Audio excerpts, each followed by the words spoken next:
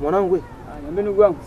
Maisha yamekuwa magumu. Kwa nini ndugu wangu? Shida ni kuanzia jana umesikitika fulani hivi sielewi. Kuanzia jana hatujala. Vipi? Hauna hata kitu kidogo mwanangu nakula hapa jotoni kwako.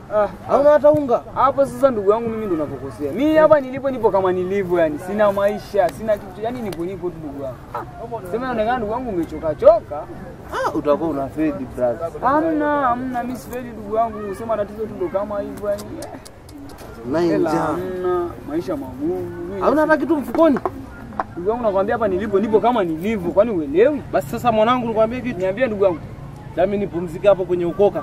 Basi hamna shida, acha na mimi nipoe hapa kidogo kupunga kwa upepo. Haya bye. Haya poa, mimi niko hapo kwenye ukoka hapa. Haya poa. Majitu mengine bwana. Yaani kia mchana huu weupe hivi unakuja kulia noko hapa. Unafikia tunafuga watu sisi hapa bwana. Sasa ngoja mimi niende nikambe zangu bwana boya tu.